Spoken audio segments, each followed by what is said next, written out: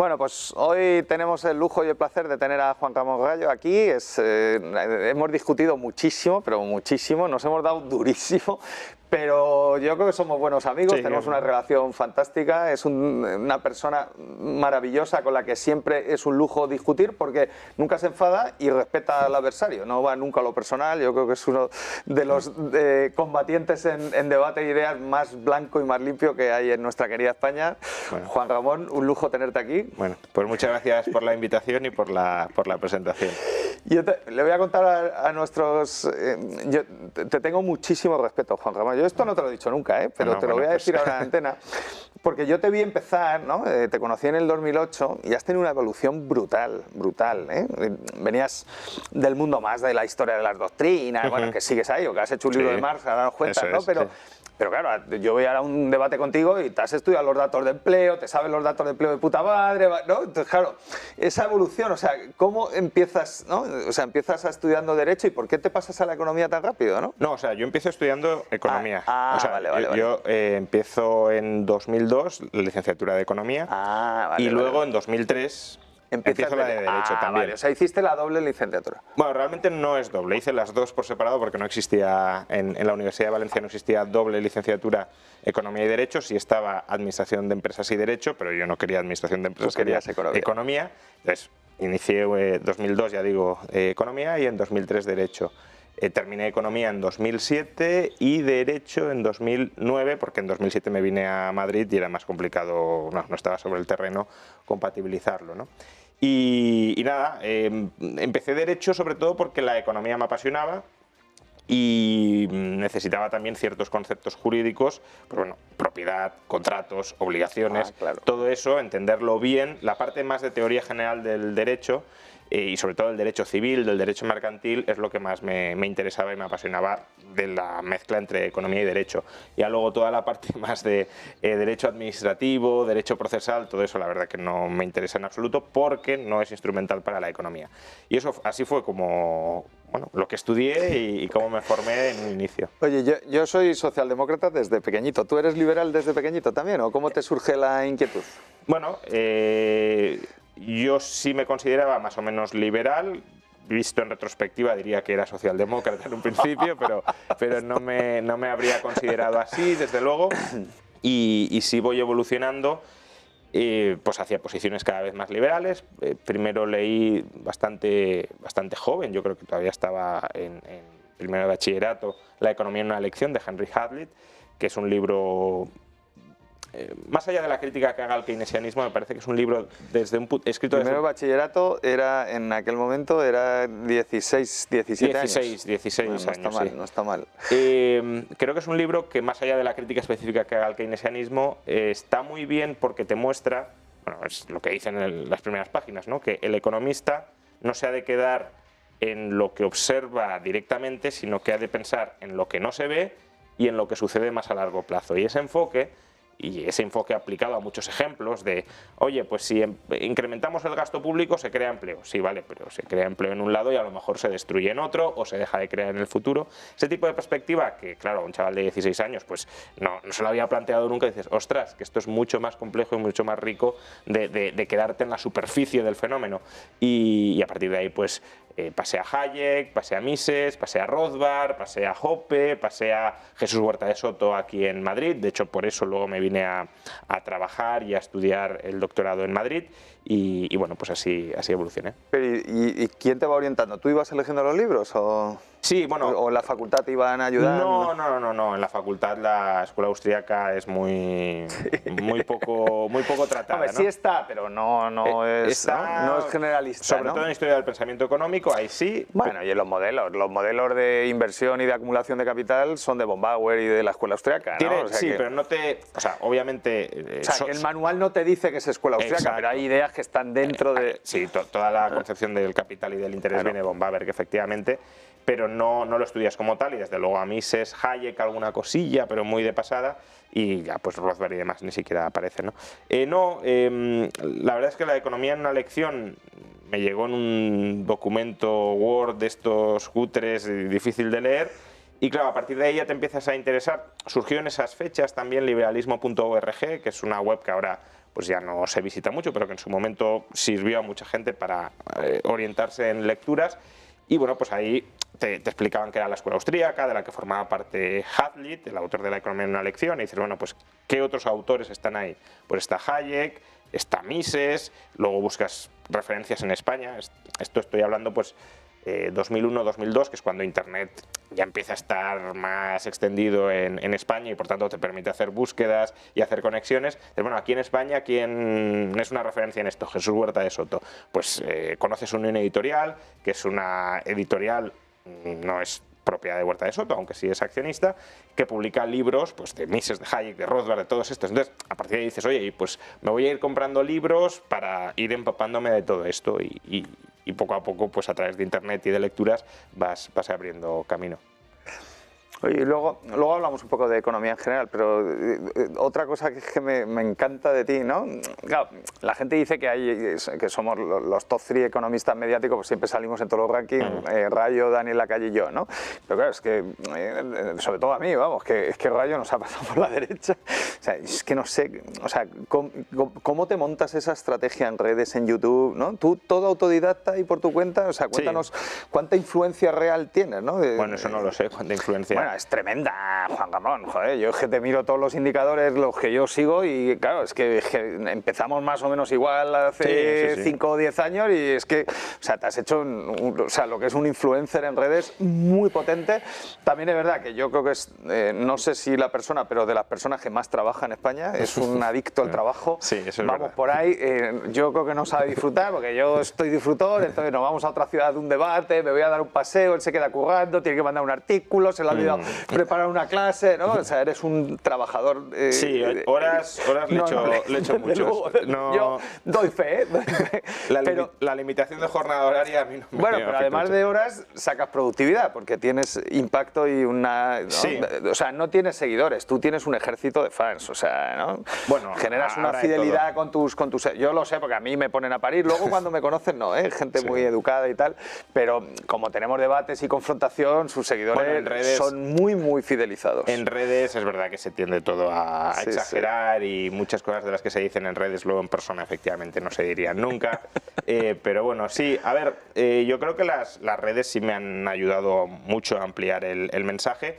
En general a todo el mundo que luego termina teniendo un cierto predicamento en redes, ¿no? Porque claro, antes de las redes la única forma de ser conocido y muy parcialmente era estar en las grandes plataformas mediáticas, televisión, prensa, pero aún así, claro, primero dependes de otros, dependen de que te quieran dar espacio y ahí ya entran intereses de ahora me interesa...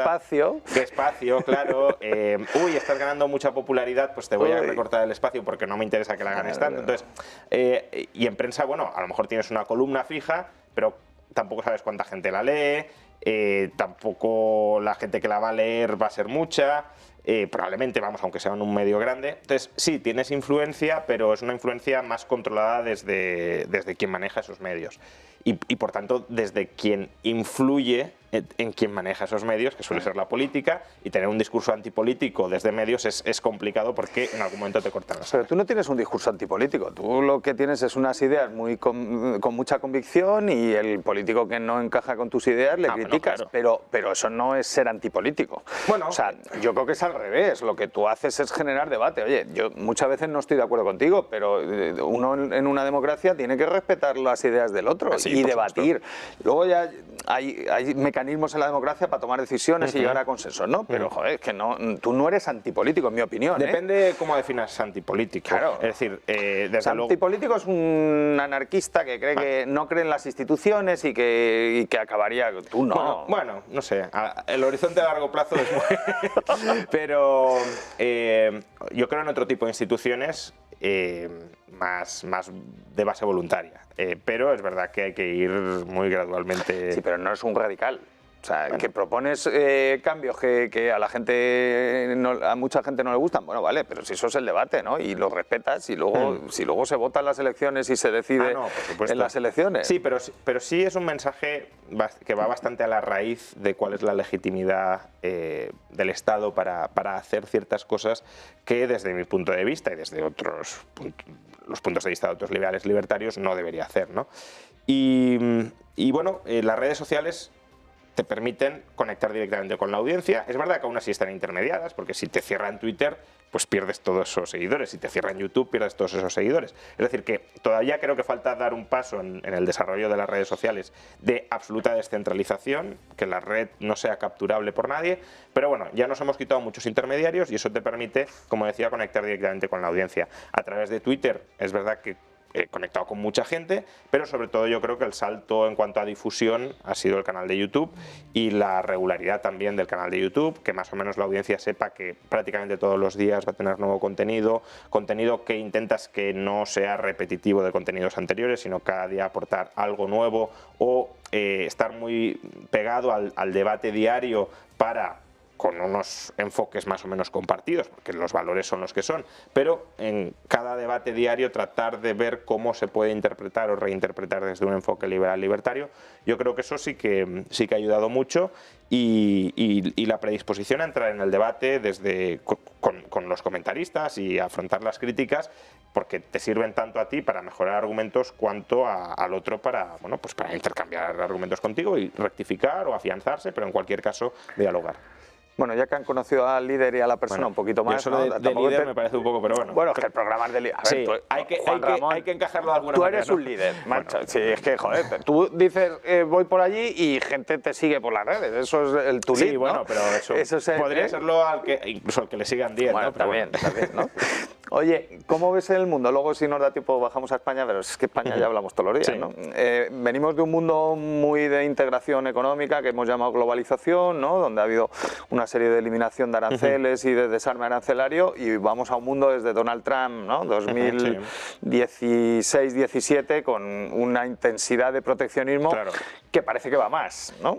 Sí, efectivamente, va más. Lo inició Trump en Estados Unidos, lo ha continuado Biden y parece que gane quien gane las siguientes elecciones se va a profundizar todavía más porque de alguna manera se interpreta los flujos comerciales y de capitales como parte de una guerra fría geopolítica más amplia entre quién se va a convertir en el hegemón. El hegemón actualmente sigue siendo Estados Unidos, pero es verdad que su influencia, no tanto porque lo está haciendo muy mal, sino porque China lo está haciendo muy bien, pues su influencia comparativa o relativa va menguando y eso lleva a Estados Unidos a querer arrinconar a China y a querer socavar ciertas bases de desarrollo tecnológico futuro del país. Por tanto, es un conflicto, como digo, que tiene más lógica geopolítica que económica, aunque muchas veces Trump sí lo intenta revestir de cierta lógica económica proteccionista de, oye, pues que no nos coman los chinos y la destrucción de empleo, pero yo creo que eso a lo mejor él se lo cree o algunos de su alrededor se lo creen, pero el argumento de fondo en realidad es tenemos que evitar que esta gente se desarrolle y se vuelva mucho más rica que nosotros y vamos a atacar sus bases y luego ante el electorado ya lo vestimos como lo vestimos. ¿Y por qué crees que China lo está haciendo bien, ¿no? Un liberal tiene un modelo particular para Occidente, ¿no? Bueno, a ver, lo está haciendo bien en el sentido de que se ha desarrollado muy rápido en muy poco tiempo, lo cual no significa que sea tremendamente eficiente en eso. Es decir, yo distinguiría, China se está convirtiendo en un hegemón al nivel de Estados Unidos porque es una economía gigantesca, entonces aunque seas una economía no muy rica, si manejas tantísimos recursos, tanta población, tienes un Estado muy potente porque es un Estado con mucha capacidad fiscal, por tanto con mucha capacidad para gastar, por ejemplo, militarmente o para influir en otras economías, pero eso no significa que el PIB sea muy grande, sea gigantesco y vaya a ser gigantesco y que el Estado se quede el 30-40% de ese PIB, te va a dar el Estado con más recursos del planeta, no significa que el PIB per cápita sea enormemente exitoso. Yo creo que tenemos el caso de Taiwán, una economía que prácticamente triplica en renta per cápita China y que son chinos. Entonces, Taiwán lo ha hecho mejor que China, se ha desarrollado más que China en aproximadamente algo más de tiempo, pero no muchísimo más tiempo, y por tanto tampoco diría que el modelo chino, al menos hasta ahora, sea un modelo de absoluta referencia. Tenemos otros ejemplos que lo han hecho todavía mejor, pero claro, si ese modelo lo aplicas, como digo, a una población de 1.000 millones de personas, pues te da un Estado poderosísimo. Bueno, vamos a hacer una pausa para publicidad y volvemos enseguida, no os vayáis. Pues seguimos con Rayo, vamos a seguir su entrevista. Bueno, ¿no? Tenemos ahí tu libro en pantalla. Juan Ramón, has escrito un libro de Marx. ¿Cuántas horas le has metido? Muchísimas. Yo creo que es el proyecto intelectual, académico, más costoso. Vendido. El libro son más de 1800 páginas y son 2 tomos. El primer tomo es un tomo explicando a Marx, que ya de por sí es una tarea compleja. Porque además, o sea, el libro lo empecé queriendo escribir una crítica al Capital de Marx. De por sí ya sería largo, ¿no? Pero es verdad que conforme vas escribiendo, vas sintetizando a Marx y vas haciendo la crítica, pero sobre todo sintetizando a Marx, te das cuenta de que solo con el Capital no entiendes el Capital y que tienes que ir más allá del Capital. Y entonces, bueno, ya puestos, como suelo decir, si ahora supiera lo que tenía que invertir en tiempo, no lo haría, pero ya puestos, ya muy metidos, pues digo, bueno, ya no paraste. Todo lo demás. Y eso me lleva a prácticamente leerme, no sé, ha sido el 90% de los 50 tomos de obras completas de Marx y Engels. Porque es un trabajo muy, muy arduo, que creo que se puede ver en las referencias del primer y del segundo tomo, sobre todo del primero, donde en cada página pues intento colocar todas las referencias de esas ideas, donde encontrarlas en la obra de Marx, en esos 50 tomos. Y creo que es una síntesis bastante ajustada. De hecho, ha habido algunos marxistas que dicen que es un buen resumen de Marx. Y el segundo tomo ya es, bueno, la parte donde habrá más debate, que es la crítica de por qué la teoría del valor-trabajo se equivoca, por qué la teoría de la explotación se equivoca, por qué la teoría del colapso del capitalismo se equivoca, por qué la teoría de las clases sociales se equivoca, por qué su visión, mucha gente dice, bueno, Marx no desarrolló una teoría del socialismo o del comunismo. En parte es cierto, pero tampoco es verdad que no dijera absolutamente nada y que no se pueda como reconstruir una especie de visión marxista de cómo sería el socialismo. Bueno, pues en eso también se equivoca. Es un libro, ya digo, estoy bastante satisfecho con él, muy satisfecho con él, creo que ha quedado bien después de todo el trabajo que le dediqué y nada, pues ahora a ver si conseguimos que se traduzca al inglés, que no es fácil por la extensión, pero creo que sería positivo hacerlo. Oye, pues enhorabuena. Yo, bueno, te voy a pedir un resumen rápido. Yo soy muy respetuoso, yo no soy nada marxista, la verdad, pero soy muy respetuoso con todos los autores, porque claro, nosotros hoy tenemos mucha evidencia empírica y mucha información que ellos no tenían, ¿no? Sí. Es más fácil hoy hacer una crítica del Capital que cuando lo escribes, ¿no? Sí. Y me pasa con todos los autores, también con los austriacos. O sea, claro, es que no le puedes exigir a un autor que en el año 30 se sepa todo lo que está pasando hoy, ¿no? O sea, haznos una síntesis de por qué se equivoca el Capital y qué te ha sorprendido un poco, ¿no? De tanta investigación, que tú tenías ideas preconcebidas. Claro. Sí, tenía ideas preconcebidas. Creo que gran parte de las críticas que haría a partir de esas ideas preconcebidas, que son más o menos la vulgarización del marxismo que todos podemos conocer, la crítica creo que es correcta, pero, por ejemplo, me ha sorprendido que la teoría del valor-trabajo, que a priori, viniendo de una formación subjetivista y marginalista, pues parece una chorrada, está mucho más fundamentada y es mucho más complicado de refutar que lo que podría parecer, ¿no? En un principio. Y sí, efectivamente lo que dices de Marx, que al final es hijo de su época, pues es correcto. Hay autores marxistas y en parte compro esa tesis que dicen, a ver, Marx adopta la teoría del valor-trabajo porque es la teoría del valor predominante en su época, que es la teoría ricardiana. Si Marx hubiese nacido hoy, probablemente no habría abrazado la teoría del valor-trabajo. Claro. Tampoco lo sabemos, porque en el caso de Marx, el trabajo tiene una implicación incluso antropológica sobre qué es el ser humano y hacia dónde se dirige. El ser humano se realiza con el trabajo o crea su identidad a través del trabajo y es lo que define al ser humano. Pero bueno, incluso ahí, ¿ves? La visión que tiene Marx del trabajo se podría conectar o no es tan distinta de la que tiene Mises, un austríaco, de la acción humana. Es decir, Marx al final dice al ser humano lo caracteriza el trabajo y transformar la naturaleza a través del trabajo. Bueno, eso es como decir que al ser humano lo que lo define es que actúa, que persigue fines y utiliza medios, y los medios son materiales de su entorno, que es lo que dice Mises, ¿no? Entonces, lo que me ha sorprendido es lo que muchos autores ya habían dicho, es decir, yo ya era consciente de que eso se decía del marxismo, pero hasta que no lo vives, no lo entiendes del todo, que se trata de una teoría enormemente coherente, enormemente integrada y enormemente sólida desde un punto de vista interno y que tienes que coger distancia desde fuera para criticarla. Sí, hombre, le faltó demostrar la plusvalía y el tercer tomo, ¿no? Que le costó. Sí, el problema de la transformación, pero yo creo que o sea, hay una incoherencia entre la teoría del valor y la teoría de los precios de producción. Bueno, algunos autores dicen que sí, yo creo que en el fondo sí, pero hay que tener en cuenta que, y esto es un error que comete von Baber, por ejemplo, von Baber dice, Marx no publicó el tercer tomo, donde en teoría resuelve la contradicción con el primero, porque no sabía resolver la contradicción, con lo cual eso demuestra que, o eso es un indicio al menos, de que la solución que da es una mala solución. Pero en realidad Marx escribió el tercer tomo antes de publicar el primero, y el tercer tomo más o menos es lo mismo que se publica por Engels en el 94, 30 años después, ¿no? Entonces, probablemente la razón por la que no publicaba el tercer tomo no sea esa. Él ya tenía la solución, incluso a finales de los 50 ya dio con esa solución, que para mí es una mala solución, pero que él sí que ve como una solución coherente. Oye, tú en el Capital de Marx ves oferta, demanda y precios, ¿no? Era David Ricardo y la teoría marginalista, pero tú vas a Cuba y no hay oferta, no hay competencia, hay planificación económica. ¿Lo que ha fallado en el comunismo es solo la planificación? O sea, ¿no han aplicado bien las ideas de Marx como él concibió el capital? Es que al final Marx lo que hace es explicar el capitalismo, ¿no? Y lo que decía antes, Marx no desarrolla una teoría del socialismo como debe ser. Claro, él dice lo que falla en el capitalismo, pero no da la alternativa. Bueno, dice lo que falla y lo que funciona, porque es esa visión dialéctica de, él mismo decía, la esclavitud tiene un lado bueno y un lado malo. El lado bueno, dice, sin esclavitud no tendríamos a Estados Unidos, la economía estadounidense de su época, claro, siglo XIX, por tanto no tendríamos el capitalismo moderno y no tendríamos el desarrollo. Ahora la esclavitud también es abominable por todo lo demás. Pues con el capitalismo lo mismo. El capitalismo tiene el lado malo, que es la explotación, la degradación de las condiciones de los obreros, pero también la acumulación de capital, el aumento de la productividad y que sienta las bases del comunismo que está por llegar.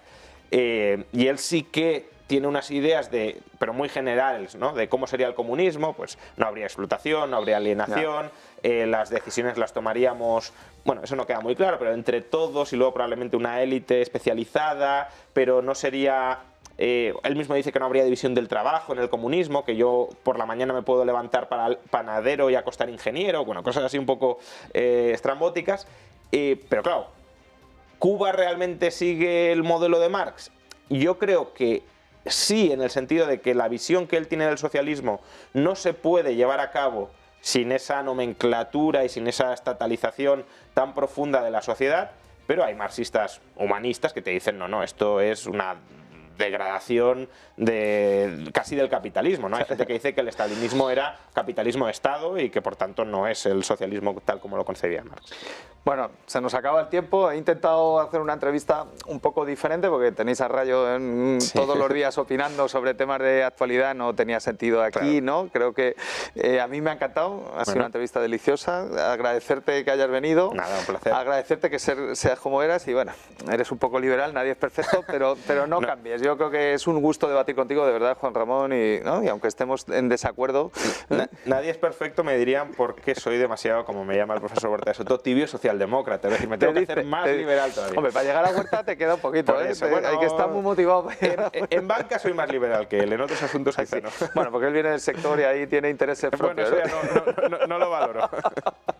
Oye, un placer y gracias. Bueno, despedimos, es una pena, pero yo habría seguido, pero el próximo día intentaremos tener a otro líder, vamos a ver si conseguimos del nivel de Juan Ramón. Muchas gracias, Rayo. Muchas gracias a ti, José Carlos.